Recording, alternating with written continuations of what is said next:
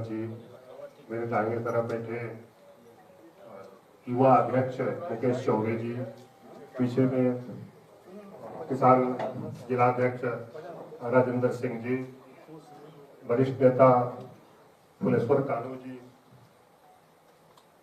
इस विषय में आप सभी का स्वागत है। इसके बाद सर संबोधन करेंगे। धन्यवाद साथियों। और सबसे पहले तो आप समय निकाल कर यहाँ आए हैं, उसके लिए मैं अपने और जन स्वराज परिवार की ओर से आपका अभिनंदन स्वागत करता हूँ।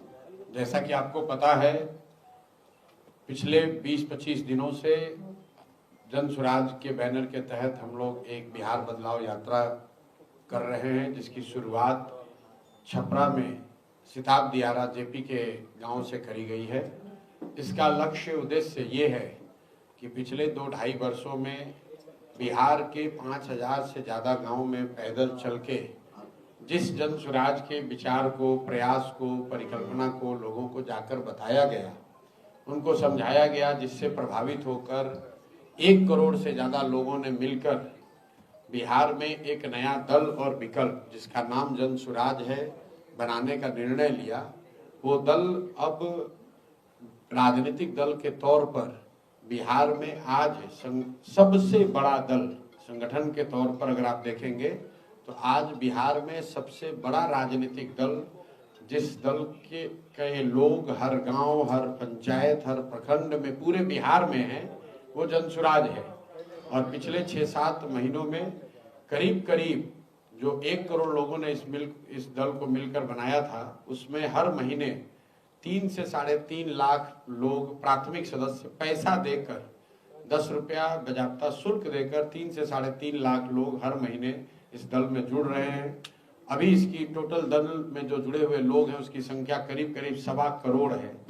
ये आप कह सकते हैं कि बहुत सारे इसमें जो लोग ये ऐसे भी होंगे जो दल से जुड़े हैं, सक्रिय नहीं है, बहुत उनकी कोई गतिविधि नहीं होगी, लेकिन 1.25 करोड़ लोगों का परिवार वाला दल बिहार में कोई दूसरा दल नहीं है। देश की सबसे बड़ी पार्टी भाजपा का भी अपना दावा यह है कि उनके करीब करीब 70 लाख लोग बिहार में उस पार्टी से जुड़े हुए हैं। तो जब ये संगठन का विस्तार एक स्तर पर हो गया है, तो हम लोग अभी बिहार बदलाव यात्रा पर निकले हैं। एक उद्देश्य से ही निकले हैं कि जन स्वराज का जो विचार है, जो प्रयास है, जिसके बारे में आपने सुना, जो बात आपको अच्छी लगी, आपको ये समझ में आया कि ये वो रास्ता है जिससे बिहार की गरीबी, भ्रष्टाचार, अशिक्षा, बेरोजगारी, पलायन खत्म हो सकता है। तो अब वो निर्णायक समय है जब अगले 4 महीनों में जो बात जेपी ने बताई, जो संपूर्ण क्रांति का नारा जेपी ने दिया, जो व्यवस्था परिवर्तन की बात जेपी ने कही, अब बिहार की जनता के सामने विकल्प है। उनके पास ये अवसर है कि वो एक बार जगे और अपनी राजनीतिक बंधुआ मजदूरी, जिसमें लालू जी के डर से भाजपा और भाजपा के डर से लालू जी को वोट देने की परिपाटी है, उससे ऊपर उठे और पहली बार एक निर्णायक मैंडेट दें, एक ऐसे दल का चुनाव करें जो ईमानदार है, एक ऐसे दल का चुनाव करें जो उनके बच्चों की शिक्षा और रोजगार की बात कर रहा है। इसी उद्देश्य को लेकर हम लोग निकले हैं। गोपालगंज में बिहार बदलाव चरण की ये 3 दिन की यात्रा, इसके बाद यहाँ पर 6 बड़ी सभाएं होंगी, 6 बड़ी सभा होगी। तो बिहार बदलाव यात्रा जो है, इसके 3 चरण होते हैं। पहला चरण जब मैं इसमें छोटी छोटी बैठकें करता हूँ, जो कि अभी आप देख रहे हैं, जिसमें प्रखंड के स्तर पर 2, 3, 4, 5 हजार लोग सभाओं में आते हैं। इसके बाद आप इसमें 6 विधानसभा के स्तर की बैठक देखेंगे। उसके बाद आप यहाँ पर उन बैठकों को देखेंगे जिसमें प्रत्याशियों की बाकायदा घोषणा की जाएगी। उस क्षेत्र के जनता के सामने 10,000, 15,000, 20,000 लोगों के सामने उन प्रत्याशियों की घोषणा की जाएगी जिनका चयन इस पूरी प्रक्रिया के द्वारा किया गया है। तो ये अभी मैं आपको अपनी बात जो अभी हम लोग कर रहे हैं जन स्वराज में, वो बता दिया। अब आपके जो सवाल है वो आप सवाल कर सकते हैं। बहुत बहुत धन्यवाद। सर, सवाल ये है कि एक भाजपा के नेता ने कहा है कि मिट्टी में पाकिस्तान को मिलाने के बाद से प्रधानमंत्री नरेंद्र मोदी सीमांत। भाई, पाकिस्तान तो पहले ही से मिट्टी में अपने ही कर्मों से मिला हुआ है। पाकिस्तान जो है वो अपने कर्मों या कुकर्मों की वजह से पहले से ही मिट्टी में मिला हुआ है। उसके लिए मिट्टी में मिलाने के लिए किसी भाजपा के नेता की जरूरत नहीं है। आज़ादी के बाद पाकिस्तान की जो दुर्दशा है, शैक्षणिक हो, आर्थिक हो, सामाजिक हो, विकास का नजरिया हो, पाकिस्तान की तो पहले ही से दुर्दशा है। अब मिट्टी में मिलाने का मतलब क्या है? अगर मिट्टी में मिलाने का मतलब ये है कि आप उस पर बम गिरा देंगे तो वो तो हुआ नहीं है। पाकिस्तान तो देश है अभी, और जैसा बना था वैसा ही है। हाँ, वहाँ गरीबी होगी, अशिक्षा होगी, बर्बादी होगी, वो तो मिट्टी में मिला हुआ है, और वो किसी भाजपा के नेता की वजह से नहीं मिला है, वो तो वहाँ के जो मिस गवर्नेंस है उसकी वजह से मिला हुआ है। अब उनका जो जियोग्राफिकल कॉन्फ़िगरेशन है द नेशन, वो तो जैसे पहले था वो अभी भी है। ये तो मीडिया के चैनलों ने चलाया कि इस्लामाबाद पर कब्जा हो गया, तो किसी ने बताया पेशावर खत्म हो गया, वो तो बात आई गई हो गई, खत्म हो गई। विजय सिन्हा ने कहा है, बिहार लाइव टीवी, आप लगातार तेज प्रताप यादव की शिक्षा पे कटाक्ष करते हैं और आपकी पार्टी के जो राष्ट्रीय अध्यक्ष किसके शिक्षा पर? तेज प्रताप तेजस्वी यादव। तेज प्रताप की बात नहीं करते, आपके जो पार्टी के राष्ट्रीय अध्यक्ष हैं उदय सिंह, वो भी खुद 12वीं तक पढ़े हैं सर। कौन 12वीं तक पढ़े हैं? उदय सिंह जो आपकी पार्टी में। आपको ये किसने बताया चुनावी हलफनामे में कि 12वीं तक पढ़े हैं? चलिए, 9वां फेल तो नहीं ना है? जी जी, 9वां फेल। आप बात समझिए, फॉर्मल एजुकेशन का, औपचारिक शिक्षा का आपकी समझदारी से कोई लेना देना नहीं है। ये बात मैं सैकड़ों बार बता चुका हूँ। आप बहुत कम पढ़े लिखे होकर भी बहुत समझदार व्यक्ति हो सकते हैं, और बहुत पढ़ा लिखा व्यक्ति भी बेवकूफ हो सकता है। अब आप पूछेंगे कि अगर ऐसी बात है तो मैं तेजस्वी यादव के 9वीं फेल की बात क्यों करता हूँ? इस बात को पहले आप समझिए। 9वीं फेल की बात इसलिए करता हूँ कि तेजस्वी यादव के माँ बाप दोनों मुख्यमंत्री थे। ऐसा नहीं है कि वो किसी ऐसे गांव में रहते थे, किसी ऐसे परिवार में उनका जन्म हुआ जहां लोग उनको पढ़ा नहीं सकते थे। तेजस्वी यादव बजाप्ता डीपीएस आरके पुरम में पढ़ते थे, वहां 9वीं क्लास पास नहीं कर पाए। तर्क ये दिया गया कि भैया ये पढ़ाई नहीं करेंगे, ये क्रिकेट खेलेंगे। तो आप लोग तो सब क्रिकेट के प्रशंसक तो जरूर होंगे, जानकार हो या न हो। तो तेजस्वी यादव ने कितना बड़ा क्रिकेट में अपना नाम किया है ये भी आपको पता होगा। उनके पिताजी लालू यादव ने संसद भवन में ये खुद खड़ा होकर खुद कहा कि मैंने अपने बेटा को क्रिकेट खेलने के लिए भेजा था और मैं देखता हूं कि वो पानी बोतल लेकर दौड़ रहा है। लेकिन मान लीजिए एक बार तेजस्वी यादव की बात को मान लिया जाए कि वो क्रिकेट खेलते थे, तो क्रिकेट को छोड़े हुए तो आज करीब 20 वर्ष हो गया। उसके बाद आकर आपने पढ़ाई क्यों नहीं की? आप गांव देहात में सुनते हैं, बहुत सारी महिलाएं बच्चे ऐसे आपको मिलेंगे, महिलाएं कहती हैं कि भैया हम अपने जब शादी हुआ उसके बाद हमको हमारे पति ने पढ़ाया, हमारे बाबूजी के यहाँ पढ़ने की सुविधा नहीं थी, उस गांव में विद्यालय नहीं था, हम पढ़ नहीं पाए। शादी के 10 बरस के बाद बच्चे थोड़े बड़े हो गए तो हमने मैट्रिक किया, हमने ग्रेजुएशन किया। ये आपको क्या दिखाता है? ये दिखाता है उस महिला का, उस व्यक्ति का शिक्षा के प्रति नजरिया क्या है। क्योंकि उसको मालूम है कि शिक्षित होना अपने आप में एक बहुत बड़ी उपलब्धि है। जब आप मुख्यमंत्री के लड़के हैं, माँ बाप मुख्यमंत्री हैं, और आप न पहले पढ़े न बाद में पढ़े, क्रिकेट छोड़ने के बाद पढ़ लेते। सचिन तेंदुलकर जैसे व्यक्ति भी 12वीं क्लास का जाकर परीक्षा दिए, लेकिन तेजस्वी यादव आज तक न पढ़े न कभी उस दिशा में कोई प्रयास किया। भाई आप क्रिकेट खेलना छोड़ दिए थे, आप उसके बाद आकर बिहार में मैट्रिक पास हो जाते। भाई अभी से पास हो जाओ। ये दिखाता है कि शिक्षा के प्रति आपका नजरिया क्या है, सरस्वती की कृपा को आप कितना समझते या नहीं समझते हैं। आपको खाली लक्ष्मी की चिंता है, आपको बाहुबल की चिंता है। आपको ये पता ही नहीं है कि जब तक ज्ञान नहीं होगा, जब तक सरस्वती की कृपा नहीं होगी, जब तक शिक्षा के प्रति सम्मान नहीं होगा, तब तक आप आगे जीवन में कुछ बड़ा नहीं कर सकते हैं। तो बात शिक्षा के प्रति नजरिए की है, सिर्फ डिग्री की नहीं है। आजकल बिहार सरकार पर आरोप लग रहा है कि जमाई आयोग गठित हो रहा है। नहीं, ये तो देखिए, जितने ये आयोगों का गठन हो रहा है या तबादले हो रहे हैं या सरकारी निर्णय हो रहे हैं, उसमें एक बात बिल्कुल साफ है कि कहीं ना कहीं नीतीश कुमार उसमें उन निर्णयों में शामिल नहीं है, वो सिर्फ दस्तखत कर रहे हैं। क्योंकि ये सब कुछ नीतीश कुमार जी की जो 20 साल की राजनीति करने की शैली रही है, जो राजनीति और सरकार चलाने का उनका तरीका है, उससे उलट हो रहा है। नीतीश कुमार ने कभी राजनीतिक गतिविधियों पर, रैलियों पर रोक नहीं लगाई। पहली बार ऐसा हो रहा है कि विपक्षी पार्टियों को रैली करने में, सभा करने में, राजनीतिक कार्यक्रम करने में तकलीफ आ रही है। उनको प्रशासन परेशान कर रहा है, उनको परमिशन नहीं दे रहा है। वो चाहे हम लोग का कल्याण बिहार न जाने देना हो या राहुल गांधी को दरभंगा में न जाने देना हो। दूसरी बात, जितने तरह के तबादले हो रहे हैं, आप खुलेआम सुन रहे हैं कि बिहार में छोटे से छोटे पद पर भी 20 लाख, 30 लाख, 50 लाख रुपया का दुकान खुला हुआ है, पैसा दीजिए, ट्रांसफर कराइए। तीसरी बात, आप जो देख रहे हैं आयोग वगैरह में जो नियुक्तियां हो रही हैं, ये सब परिवारों के लोग हैं। और ये किनके परिवार के लोग हैं?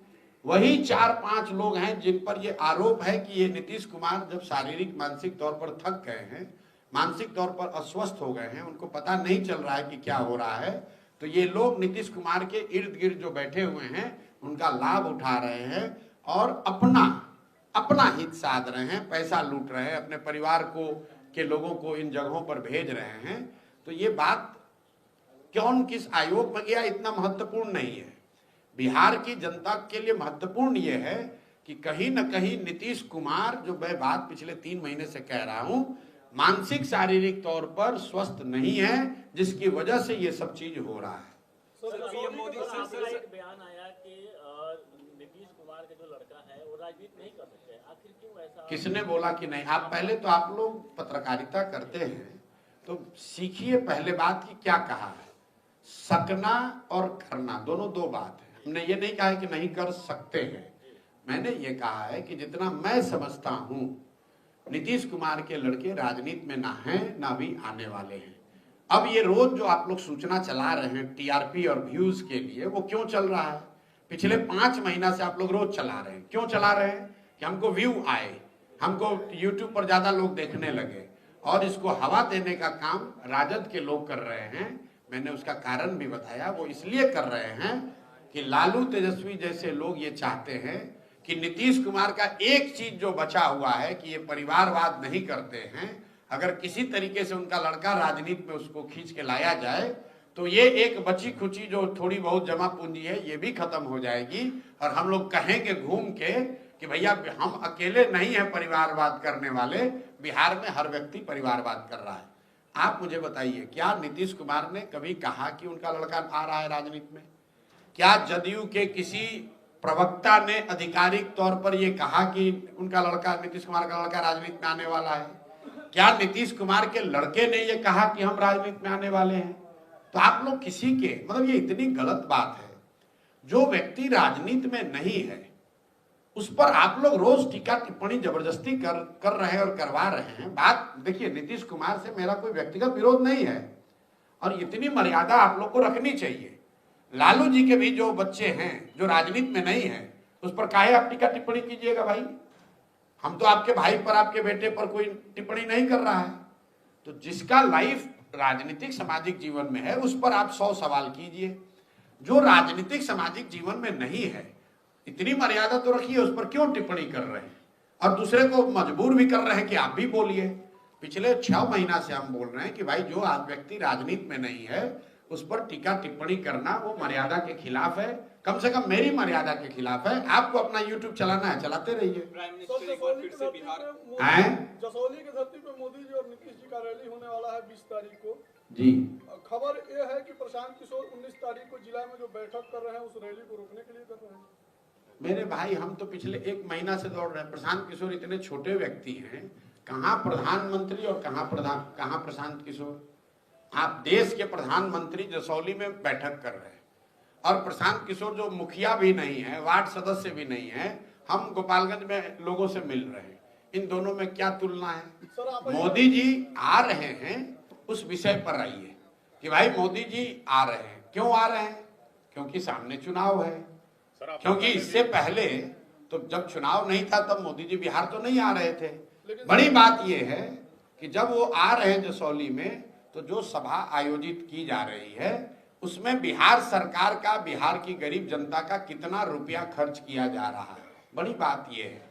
बड़ी बात यह है कि क्या उस रैली में मोदी जी इस बात का जवाब देंगे कि 2015 में आरा में जिस 1,25,000 करोड़ रुपए के पैकेज की उन्होंने बात कही थी क्या 15 के बाद उन्होंने पैसा, वो पैकेज बिहार को दिया या नहीं दिया?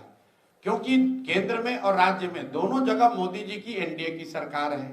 तो अगर मोदी जी ने पैसा भेजा तो पैसा गया कहाँ? भाई बात तो दो ही हो सकती है, या तो मोदी जी ने 2015 के बाद 1,25,000 करोड़ पैसा भेजा नहीं, या फिर वो पैसा भेजा और बिहार की एनडीए की सरकार ने, भाजपा जदयू की सरकार ने उस पैसे को लूट लिया। क्योंकि जमीन पर आपको हमको तो कहीं 1,25,000 करोड़ का पैकेज का काम दिख नहीं रहा। तो बड़ी बात यह है कि मोदी जी उसका जवाब दें। बड़ी बात यह है कि मोदी जी इस बात का जवाब दें कि कल जब वो मंच पर बैठेंगे तो दिलीप जायसवाल उनके बगल में बैठेंगे कि नहीं बैठेंगे, जिन पर ये आरोप है कि एक सिख माइनॉरिटी कॉलेज को, मेडिकल कॉलेज को गलत तरीके से इन्होंने कब्जा किया हुआ है। मोदी जी को इस पर जवाब देना चाहिए कि उनके पार्टी के राज्य के अध्यक्ष दिलीप जायसवाल जिस कॉलेज में कभी क्लर्क होते थे, आज उस कॉलेज के वो मालिक हैं, कैसे बन गए? और उस कॉलेज में जो सिखों के सिख माइनॉरिटी एक्ट के तहत जिस कॉलेज की स्थापना की गई है, उसका मालिकाना हक दिलीप जायसवाल के पास कैसे है? और वो अगर प्रधानमंत्री के बगल में बैठेंगे तो उस पर प्रधानमंत्री को बोलना चाहिए कि भाई किस आधार पर उनका चयन किया गया है। एक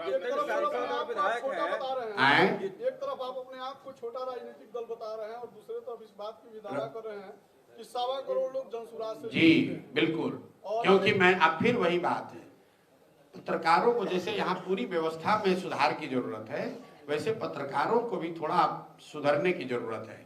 हमने अभी क्या बोला? हमने प्रशांत किशोर व्यक्ति को छोटा बताया कि प्रधानमंत्री के मुकाबले प्रशांत किशोर की औकात नहीं है, लेकिन हमने ये कहा कि बीजेपी इसके मुकाबले जनसुराज दुगना बड़ा दल है। जनसुराज अकेले प्रशांत किशोर नहीं है। बीजेपी का परिवार बिहार में अगर 60-70 लाख लोगों का है तो जनसुराज 1.25 करोड़ लोगों का परिवार है। तो हम प्रशांत किशोर मोदी के मुकाबले छोटे हो सकते हैं, जनसुराज बीजेपी के मुकाबले दुगना बड़ा दल है। मैंने ये बताया।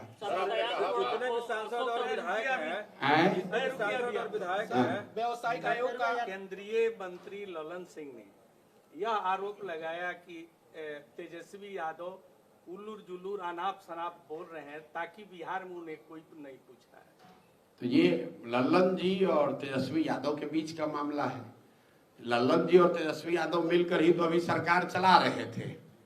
अभी लोकसभा चुनाव से पहले यही ललन जी तो जनता दल यूनाइटेड के अध्यक्ष थे। ये और इनके नेता नीतीश कुमार तेजस्वी यादव को बिहार का भविष्य बता रहे थे, और अभी उनको लग रहा है कि वो लूल जुलूल बतिया रहे हैं। उसी तरह तेजस्वी यादव को नीतीश कुमार में विकास पुरुष दिख रहा था, अब बता रहे हैं कि नीतीश कुमार की वजह से ही बिहार में बड़ा खराबी है। आप जरा सुनिए, ये तेजस्वी यादव कह रहा है कि डीके बॉस कौन है, डीके टैक्स लग रहा है बिहार में। कोई पूछने वाला नहीं है कि भाई जब आप उप मुख्यमंत्री थे, जब आप ही की सरकार थी, आपकी और नीतीश कुमार की, अभी से 1.5 साल पहले, उस समय ये डीके बॉस कहाँ थे? उस समय भी ये आदमी मुख्यमंत्री के सलाहकार थे, उस समय भी वही कर रहे थे जो आज कर रहे हैं। तो उस समय तो आपको मजा आ रहा था, क्योंकि डीके बॉस के साथ साथ आप भी मलाई खा रहे थे।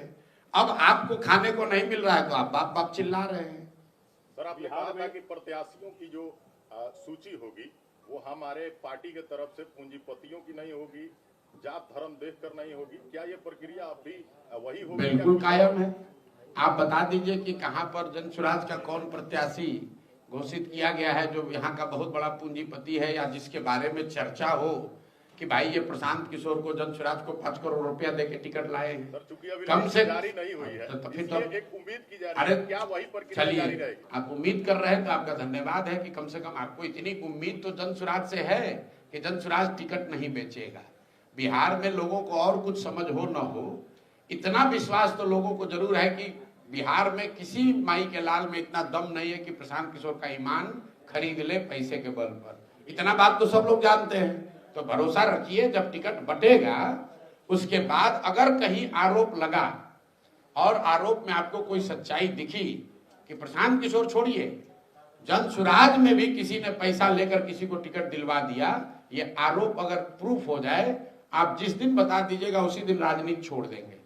किसी का फिर से रिपीट कर दे रहा हूं, बिहार में न किसी के पास इतना पैसा है और न उसमें दम है कि आकर हमारे ईमान को खरीद सके। सर, जितने भी सांसद और विधायक होते हैं, जितने भी सांसद और विधायक हैं वो विकास की बात करते हैं जी, तो सर क्या आप अगर सीएम बनेंगे तो जितने भी, किसने कहा कि हम बनेंगे सीएम? नहीं, हमें फ्यूचर ये अगर मगर क्या होता है? सर, अगर मगर क्या होता है? अगर जन स्वराज की सरकार बनेगी ठीक है, तो बिहार में विकास की बात होगी, ठीक है, शिक्षा रोजगार की बात होगी, और आप देखेंगे कि भ्रष्टाचार को कितनी कड़ाई से तो सर जितने यहाँ रोका जाता है। जितने भी सांसद विधायक का पेंशन और जो लाभ लेते हैं हारने के बाद, तो नियम जो खत्म कर देंगे आप? नहीं हटाएंगे, हम गलत बात नहीं बोलते। बिहार सरकार और बिहार में लोगों की स्थिति इसलिए नहीं खराब है कि जनप्रतिनिधि को पेंशन मिल रहा है। बिहार सरकार का बजट है 3.25 लाख करोड़, और अगर सारे जनप्रतिनिधियों का पेंशन जोड़ दीजिएगा तो 500 करोड़ भी नहीं होगा।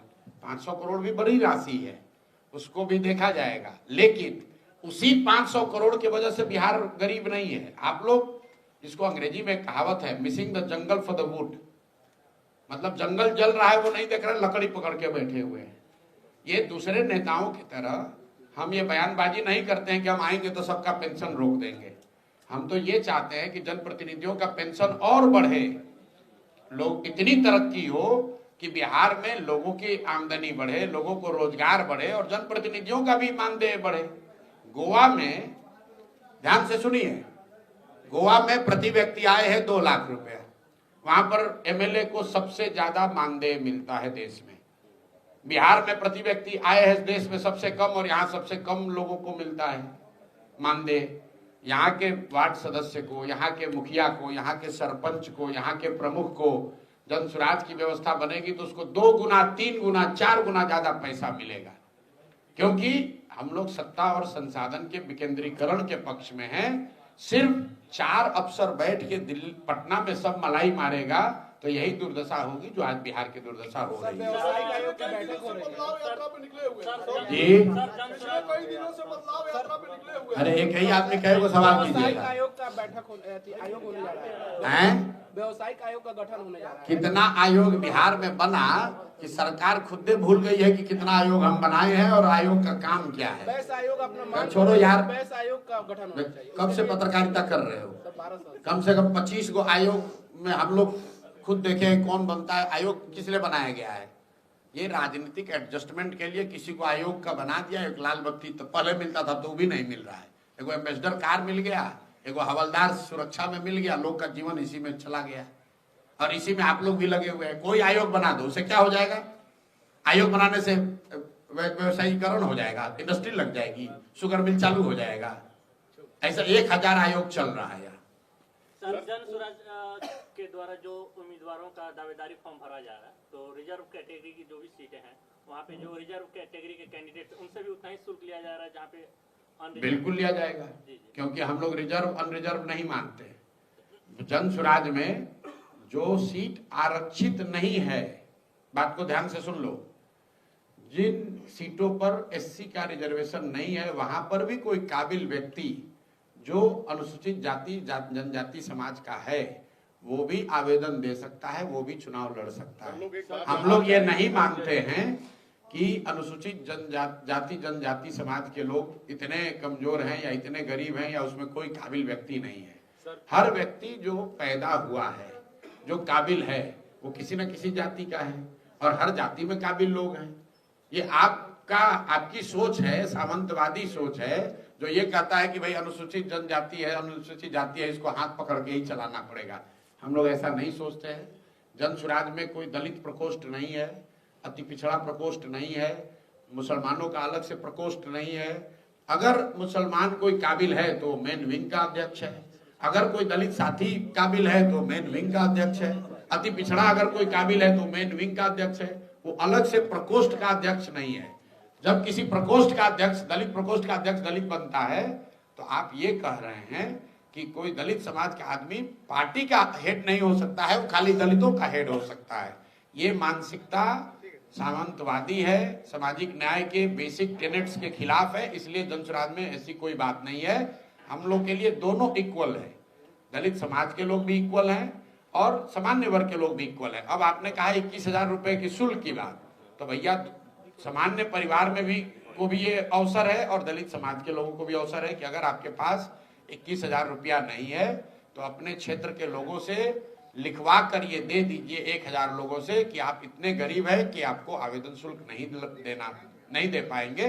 तो वो सामान्य परिवार का भी आदमी के लिए माफ है, मुसलमान के लिए भी माफ है, महिला के लिए भी माफ है, दलित के लिए भी माफ है। बिहार में जनगणना का अधिघोषणा किया है, देश में जनगणना कराने की। जी, तो क्या इससे क्या बेनिफिट होगा? देखिए, पहली बात तो आप लोग ये समझिए, हर विषय को आप लोग खाली राजनीतिक चश्मे से देखते हैं। पिछले 2-2.5 वर्षों से जनगणना पर बिहार के पत्रकारों ने इतना चर्चा कर लिया है, हर सवाल के मैंने जवाब ये दिया कि जनगणना होने में कोई दिक्कत नहीं है। जनगणना पहले भी हुई है। आप लोग भूल गए हैं कि पिछला जो देश में सेंसस हुआ उसमें भी जातियों की गणना की गई है, उसको रिलीज नहीं किया गया क्योंकि जो जातियों की गणना की गई तो सरकार को जब आंकड़े मिले तो आंकड़े इतने डिस्टॉर्टेड थे, मतलब वो बिलीवेबल नहीं थे, विश्वसनीय नहीं थे। उसी चीज को सुधार करके अगर फिर से एक बार सेंसस कराना चाहती है सरकार जातिगत आधार पर तो करा ले। जानकारी समाज के बारे में, समाज के विभिन्न वर्गों के बारे में जितनी ज्यादा जानकारी सरकार या नीति बनाने वालों के पास रहेगी उतना ही अच्छा है। लेकिन सिर्फ जानकारी इकट्ठा हो जाने से समाज नहीं सुधरता है। दलितों की गिनती, मुसलमानों की गिनती तो आजादी के बाद से हो रही है। तो आप मुझे बताइए कि अगर गिनती हो जाने मात्र से ही अगर स्थिति सुधरती तो आज कम से कम मुसलमान और दलित भाइयों की स्थिति सुधर गई होती। भाई, बिहार में जातीय जनगणना हुई, उसमें क्या निकला? कोई भी पत्रकार आज तक हमको नहीं मिला पिछले 2 वर्ष में जिसने जातीय जनगणना के रिपोर्ट के आधार पर एक भी सवाल किया हो। जाति जनगणना जब नहीं हुआ था रोज आके सवाल पूछ रहा है, सर होना चाहिए नहीं होना चाहिए, सर होना चाहिए नहीं होना चाहिए। भाई, जनगणना हो गई, रिपोर्ट में क्या आया? एक रिपोर्ट का ये फाइंडिंग है कि आज भी 35 वर्ष सामाजिक न्याय का ढोंग करने वाले लोगों के राज चलाने के बाद भी 5% से कम दलित और अति पिछड़े समाज के, मुस्लिम समाज के लोग 12वीं पास करते हैं। अब रिपोर्ट पढ़िएगा तब तो ही पता चलेगा। यहाँ रिपोर्ट तो पढ़ना है नहीं, राजनीति करने के लिए सर जनगणना होना चाहिए कि नहीं, अगर आप पिछड़ा में लड़ाई लगवा दिया। भाई, जनगणना हो गई, जनगणना में क्या निकल कर आया? चर्चा उस पर होनी चाहिए, नीति उस पर बननी चाहिए। आप मुझे बताइए कि उसी जनगणना के आधार पर नीतीश कुमार ने 24 नवंबर 2023 को यह कहा कि 94 लाख जो गरीब परिवार इस जातीय सर्वे में पाए गए उनको 2-2 लाख रुपए की सहायता राशि दी जाएगी। आप सभी वरीय पत्रकार हैं, आपने आज तक किसी नेता से पूछा कि भाई ये 2 लाख रुपया कब दीजिएगा? आप लोग तो पूछिएगा नहीं। आप लोग को भी तो खाली मसाला चाहिए। समाज की ये दुर्दशा क्यों है? क्योंकि बताने वाला और पूछने वाला दोनों को विषय से मतलब नहीं है। भाई, जातीय जनगणना हो बहुत अच्छी बात है, लेकिन उसका फायदा तब होगा जब जातीय जनगणना में जो रिपोर्ट आए उस पर काम हो। आप लाइब्रेरी में जाइएगा, उसमें बहुत किताब है, तो उसको पढ़ के न्यूटन आइंस्टीन हो जाइएगा। जब तक उस किताब को पढ़िएगा नहीं, जब तक उसको समझिएगा नहीं, तब तक किताब को देखने से क्या हो जाएगा? लाइब्रेरी में हम जाएंगे तो हम विद्वान हो जाएंगे। लाइब्रेरी में जाकर हमें पढ़ना पड़ेगा, उसकी समझ बनानी पड़ेगी। तो जातीय जनगणना हो, इसमें कोई नुकसान नहीं है। समाज के उन वर्गों को भी जिनको ये डराया जा रहा है कि जातीय जनगणना से तुम्हारा नुकसान होगा, उनको भी मैं कहता हूं कि आपको डरने की जरूरत नहीं है। ये सिर्फ जातीय उन्माद फैलाकर राजनीतिक रोटी सेकने का प्रयास है। आप जनगणना होने दीजिए। समाज का जो वर्ग पीछे छूट गया है उसको आगे बढ़ाने का हर संभव प्रयास होना चाहिए और उस प्रयास में सब लोग शामिल होने चाहिए। आपके घर में आपका कोई भाई अगर पीछे छूट गया तो आपकी जिम्मेवारी है। गांव देहात में कोई परिवार में एक आदमी बड़ा हो जाता है पढ़ लिख कर, तो अपने दूसरे भाइयों की चिंता करता है। तो वैसे समाज में, राष्ट्र के स्तर पर, राज्य के स्तर पर भी जो भाई बंधु अगर कोई पीछे छूट गए उनको आगे बढ़ाने का सकारात्मक और ईमानदार प्रयास होना चाहिए। सिर्फ गणना के नाम पर एक दूसरे को लड़ाना नहीं चाहिए। पवन सिंह और मनीष कश्यप में आपके जनसभा में शामिल हो रहे हैं, इस पे क्या कहेंगे सर? भैया हमको तो नहीं जानकारी है, हम तो सोशल मीडिया के पे पूरा चर्चा भाई है। सोशल मीडिया पर तो ये चला कि 2025 में चिराग पासवान 243 सीट लड़ेंगे, लड़ रहे हैं। सोशल मीडिया पर तो ये चला कि नीतीश के लड़के राजनीति में आ गए। सोशल मीडिया में सुनिए तो बात, सोशल मीडिया में चला कि लालू जी अपने लड़के तेज प्रताप को छोड़ दिए, हटा दिए, परिवार और पार्टी से हटा दिए। नहीं तो भाई सोशल मीडिया के न्यूज के आधार पर तो सब चीज नहीं दुनिया चल सकती है। शामिल नहीं हो रहे हैं। अगर शामिल होंगे तो खबर आपके पास आएगी, उस दिन भी हमारा मुंह खुला रहेगा, उस दिन भी आप हमसे प्रतिक्रिया ले सकते हैं। आपको पता नहीं है शामिल हमको नहीं मालूम है। बस। अगर आपको जानकारी है तो हमको बड़ी खुशी है कि आपको हमारे दल के बारे में हमसे पहले जानकारी है। आरक्षित कोटे की बात हम लोगों ने सुनी है राजनीति में, लेकिन आरएसएस कोटे की अब चर्चा हो रही है सर, क्या कोई आरएसएस कोटा भी होता है? मेरे भाई, मैंने बताया 2 दिन पहले पत्रकारों को कि हम लोग ये सुनते हैं कि नेता दल बदलता है, एक दल से दूसरे दल जाता है, लेकिन कुछ नेताओं ने उसके आगे का गुणागणित लगा लिया है। तो उसमें है एक अशोक चौधरी, ये सर्वदलीय नेता हैं। ऐसा मैंने दक्षिण के राज्यों में देखा। आपको बता देता हूं, आप लोग दक्षिण के राजनीति को इतना क्लोज से नहीं जानते होंगे। दक्षिण के राज्यों में ऐसा होता है कि परिवार के अलग अलग सदस्य 2 या 3 पार्टियों में रहते हैं ताकि कोई भी सरकार आए उनको नुकसान ना हो। तो अब अशोक चौधरी जो है ये बिहार के पहले सर्वदलीय नेता हैं। इनके बाबूजी कांग्रेस में, ये खुद जदयू में, बेटी लोजपा में, दामाद आरएसएस भाजपा में, और अभी कुछ दिन में सुनिएगा कोई भाई भतीजा भांजा भगीना बचा होगा वो अब राजद में रहेगा। सरकार किसी की बनेगी, अशोक चौधरी का परिवार सत्ता में ही रहेगा। तो ये सर्वदलीय नेता हैं, इनके लिए कोटा या हो न हो ये कोटा ये लोग खरीद लेते हैं। जहां कोटा है वहां कोटा ले लिए, जहां कोटा नहीं है तो पैसा देके खरीद लिए।